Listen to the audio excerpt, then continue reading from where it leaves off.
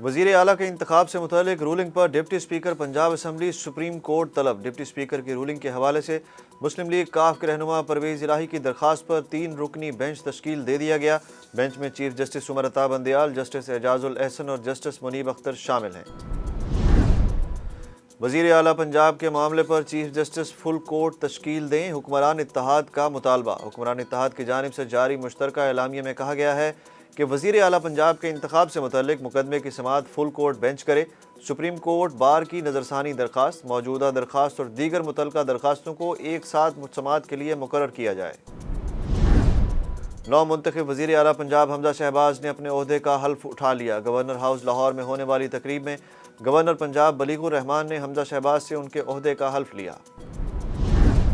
इदारों पर तनकीद करने वालों की हिमायत कैसे कर सकता हूँ, शुजात हुसैन ने वजाहत कर दी। काफ लीग के सरबराह चौधरी शुजात हुसैन का ट्वीट में कहना है कि इदारों के साथ 30 साल से एक ताल्लुक़ रहा है। परवेज़ इलाही मेरा वज़ीर आला का उम्मीदवार था, आज भी है और कल भी रहेगा, लेकिन PTI का उम्मीदवार नहीं हो सकता।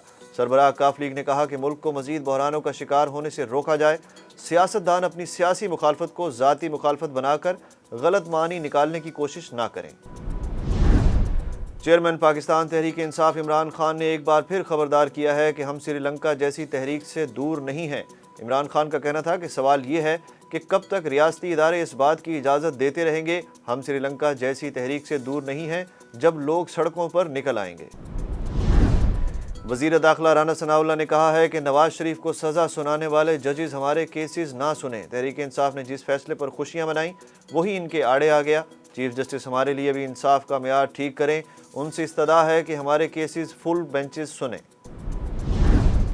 PTI रहनुमा फवाद चौधरी का कहना है कि डिप्टी स्पीकर की रूलिंग मावराए आइन है। अदालत उज़्मा का आज का फैसला पार्टियों में जमहूरियत को मजबूत करेगा।